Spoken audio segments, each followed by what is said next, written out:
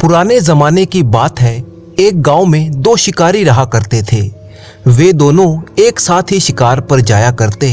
एक दिन वो दोनों साथ साथ शिकार के लिए जंगल की तरफ चल पड़े ताकि किसी पक्षी का शिकार करें और अपनी रोजी रोटी कमा सकें। उनके पास पक्षियों को पकड़ने का जाल था। अपने अपने घोड़ों पर सवार होकर वे घने जंगल की तरफ जा रहे थे।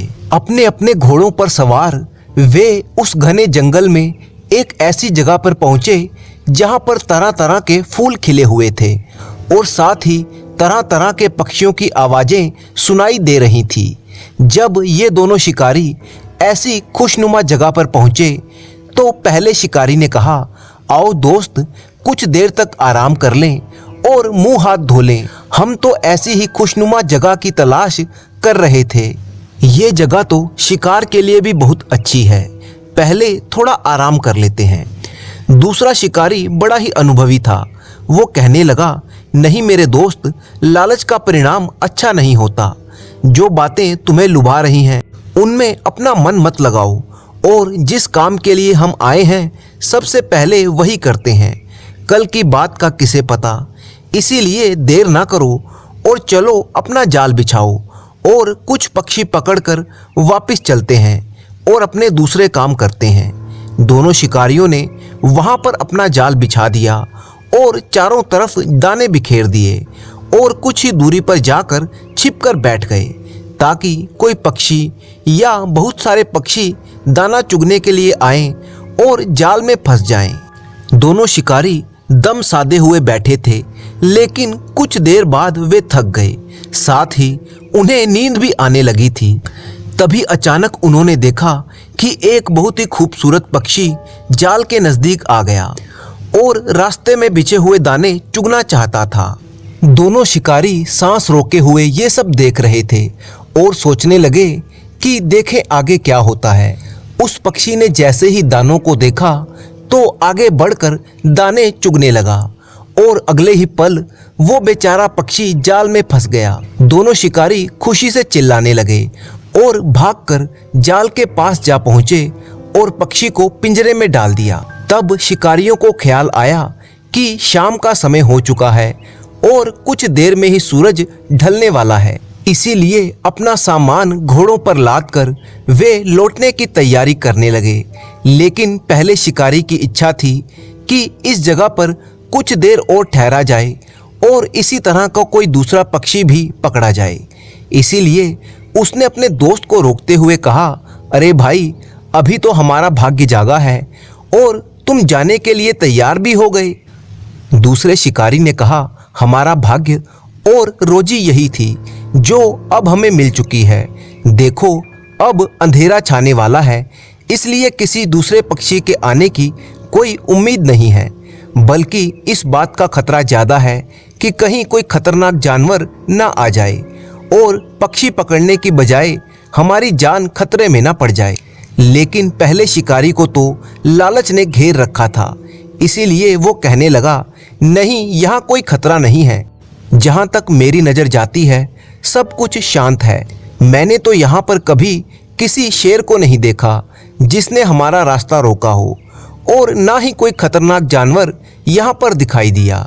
उसकी बात सुनकर दूसरा शिकारी कहने लगा, देखो भाई, मैंने तुम्हें समझाना था सो समझा दिया। अब तुम अपने फायदे और नुकसान के खुद जिम्मेवार हो।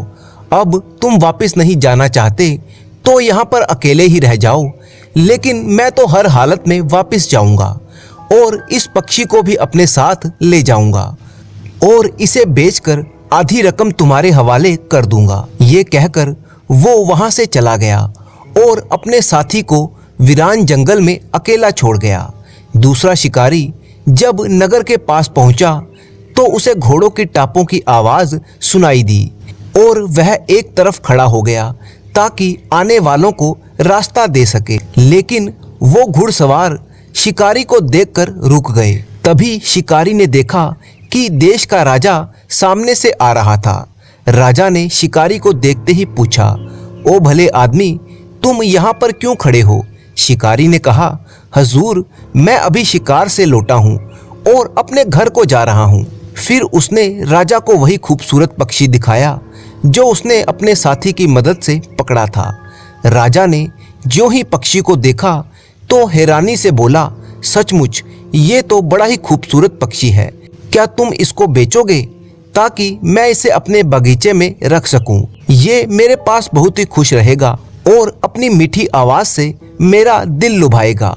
शिकारी ने कहा, महाराज, आप इसे जरूर खरीद सकते हैं, परंतु सच ये है कि मैंने इसे अपने साथी की मदद से पकड़ा है। अब आप इसे खरीदना चाहते हैं तो मेहरबानी करके मुझे कुछ समय की मोहलत दीजिए ताकि मेरा साथी शिकारी वापस आ जाए जो जंगल में है। फिर हम दोनों आपके दरबार में हाजिर हो जाएंगे। मुझे विश्वास है कि मेरे साथी को भी ये बात बहुत ही पसंद आएगी कि ये पक्षी आपके बागीचे की शान बने। राजा ने दूसरे शिकारी की बातें बड़े ही गौर से सुनी और कहा, मुझे कोई एतराज नहीं है, मैं कुछ दिन तक इंतजार कर सकता हूँ और जब तुम्हारा साथी शिकारी जंगल से वापस लौट आए तब तुम दोनों महल में आ जाना। मैं अच्छी धनराशि देकर तुमसे ये पक्षी खरीद लूंगा। राजा इतना कहकर अपने काफिले के साथ महल की तरफ रवाना हो गया और शिकारी को अपने हाल पर छोड़ गया, जो बहुत ही खुश भी था और हैरान भी। इसके बाद दूसरा शिकारी राजा के पास जाने और पक्षी को बेचने की घड़ियां गिनने लगा और इसी इंतजार में कुछ दिन बीत गए, लेकिन पहले शिकारी के वापस आने के कोई आसार नजर नहीं आए। तब उसके सब्र का बांध टूटने लगा। वो अपने दोस्त के घर गया ताकि उसकी पत्नी को सारी बात बताए और अपने दोस्त की गैर मौजूदगी में पक्षी बेचने की अनुमति ले सके। जब वो दोस्त के घर पर पहुंचा और दरवाजे पर दस्तक दी तो ये देखकर हैरान रह गया कि उसका दोस्त जख्मी था और उसके चेहरे का रंग उड़ा हुआ था। दूसरे शिकारी ने उसकी इस हालत के बारे में पूछा तो वो कहने लगा, तुम्हारे जाने के बाद मैं देर शाम तक उसी जंगल में रहा और जब अंधेरा छा गया तो मुझे उस अंधेरे वीरान जंगल से डर लगने लगा। इसीलिए अपना सामान समेटा और वापस चलने को तैयार हुआ, लेकिन अचानक ही मुझे एक खूंखार चीता दिखाई दिया। वो भूखा चीता मेरे और मेरे घोड़े की तरफ लपका। मैंने अपने घोड़े को सरपट दौड़ाया, लेकिन चीता तो हमें खाने पर तुला था। वो हमारी दावत जो उड़ाना चाहता था, इसीलिए उसने अपने खतरनाक जबड़े और पंजों से घोड़े के जबड़े को दबोच लिया। मैं बहुत डर गया था, इसीलिए इस बात का ख्याल भी नहीं आया कि अपने खंजर से चीते का काम तमाम कर दूं और घोड़े को बचा लूं। मैंने बदहवासी में घोड़े से छलांग लगा दी और वहां से भाग निकला। बेचारे घोड़े को जंगल में चीते के हवाले छोड़ दिया। दूसरे शिकारी ने ठंडी सांस ली और कहा, मेरे दोस्त, दुख की बात है कि तुमने मेरी बात नहीं मानी थी और मेरे साथ वापस नहीं आए, लेकिन अभी भी ईश्वर की कृपा है कि कम से कम तुमने अपनी जान तो बचा ली। अब दूसरी बात यह है कि उस शाम रास्ते में मुझे हमारे महाराज मिले थे। वो इस पक्षी को हमसे खरीदना चाहते हैं। अब जल्दी करो और तैयार हो जाओ ताकि हम राजा के पास जाकर इस पक्षी को बेच दें। पहले शिकारी को ये विश्वास नहीं था कि उनके द्वारा पकड़ा गया पक्षी इतना कीमती होगा और राजा को पसंद आ जाएगा। इसीलिए वो कहने लगा, क्या ये सच है कि राजा हमें बहुत सा धन देगा? दूसरे ने कहा, वो हमें जो कुछ भी दे दे वो गनीमत है, वरना वो हमें कीमत चुकाए बगैर भी पक्षी को ले सकता है। हाँ, ये तो है। इस बातचीत के बाद दोनों दोस्त अच्छी धनराशि मिलने की उम्मीद में खुश थे, इसीलिए पक्षी का पिंजरा उठाया और राजा के महल की तरफ रवाना हो गए। राजा ने उस खूबसूरत पक्षी को देखने के बाद कहा, मैं इस पक्षी के बदले तुम्हें 1000 अशर्फियां देने को तैयार हूँ। दूसरा शिकारी 1000 अशर्फियों का नाम सुनते ही खुश हुआ और कहने लगा, हजूर, मैं आपका बहुत ही शुक्रगुजार हूँ और अब ये पक्षी आपका हुआ। लेकिन पहला शिकारी जो जंगल में ही रह गया था, वो जरा लालची था। उसने कहा, नहीं नहीं हजूर, मेरा दोस्त पक्षियों के व्यापार के मामले में अभी अनाड़ी है, इसीलिए आप मुझे ये पक्षी वापस कर दें ताकि मैं पक्षियों के जानकार व्यापारी लोगों से इस पक्षी की कीमत लगा सकूं। इसके बाद ही मैं इसे आपको बेचूंगा। आपको मालूम ही है कि मैंने इस पक्षी को पकड़ने में अपनी जान तक जोखिम में डाल दी थी। राजा ने कहा, ठीक है, तुम इस पक्षी को ले जाओ और इसकी कीमत लगवाओ, फिर जो भी उचित कीमत होगी मैं उस पर इस पक्षी को खरीद लूंगा। उसके बाद दोनों शिकारी महल से बाहर चले गए, लेकिन दूसरा शिकारी अपने दोस्त के इस व्यवहार से बेहद नाखुश था। इसीलिए वो कहने लगा, आखिर तुमने ये क्या काम किया? जरा बताओ तो, राजा के अलावा और कोई भी है इस देश में जो हमें इस पक्षी की 1000 अशर्फियां दे सके? पहले शिकारी ने कहा, इस पक्षी की कीमत इन बातों से कहीं ज्यादा है, इसीलिए जरूरी है कि कुछ ऐसे व्यापारियों से मिले जो पक्षियों को खरीदने बेचने का व्यापार करते हों और इस पक्षी की कीमत का अनुमान लगाएं। अगर उनमें से कोई इसे खरीदना चाहेगा तो 1000 अशर्फियों से ज़्यादा देने वाले को हम ये पक्षी बेच देंगे। अगर उन्होंने भी यही कीमत लगाई तो मैं तुम्हारी बात मान लूँगा, और ये भी हो सकता है कि ये कोई बहुत ही नायाब पक्षी हो। दोनों शिकारी इस बहस के बाद कुछ व्यापारियों के पास गए जो पक्षियों का व्यापार करते थे। वो पूछते पूछते 2-3 व्यापारियों के पास गए जिन्होंने पक्षी को देखकर कहा कि इस पक्षी की कीमत 50 अशर्फियों से ज़्यादा नहीं है। इसीलिए दूसरे शिकारी ने अपने साथी से कहा, मेरे दोस्त, अब तो तुमने देख ही लिया कि राजा इस पक्षी की असल कीमत से कहीं ज़्यादा धन हमें दे रहा है, इसीलिए अब तुम अपनी जिद छोड़ दो। पहले शिकारी ने कहा, तुम बेकार ही परेशान हो रहे हो, क्या हम राजा को ये पक्षी मुफ्त में दे दें? अब घर जाकर आराम करते हैं और कल राजा के पास जाकर साफ साफ कह देंगे कि इस पक्षी के बदले में हमें 2000 अशर्फियाँ चाहिए। अगर राजा ने ये कीमत नहीं दी तो तुम जो भी कहोगे वैसा ही होगा। लालची शिकारी ने इन बातों से अपने दूसरे दोस्त को भी राजी कर लिया और राजा को पक्षी की कीमत 2000 बताने के लिए वे तैयार हो गए। अगले दिन दोनों दोस्त राजा के महल में पहुंच गए। राजा ने जैसे ही पक्षी को देखा तो खुश हुआ और कहने लगा, ये पक्षी मुझे बहुत ही पसंद है। मुझे विश्वास है कि तुमने बाजार में इसकी कीमत लगवाई होगी। अब ये बताओ, मैंने जो कीमत लगाई थी उससे कम कीमत लगी या उससे ज़्यादा? पहला जो लालची शिकारी था वो कहने लगा, हजूर, जैसा कि हम पहले ही तय कर चुके हैं कि ये पक्षी तो आपका ही है, लेकिन बाजार में व्यापारियों ने इसकी कीमत 1000 अशर्फियों से ज़्यादा लगाई है। अब आप खुद ही जानते हैं कि क्या करना चाहिए।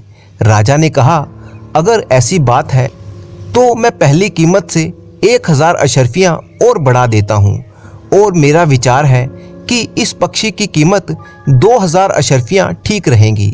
दूसरे शिकारी ने जल्दी से कहा, आपकी बात बिल्कुल ठीक है महाराज, ये रकम तो हमारी जान की कीमत से भी ज़्यादा है। अब आप यही रकम हमें दे दें, हम इस पक्षी की ज़्यादा देर तक देखभाल नहीं कर सकते।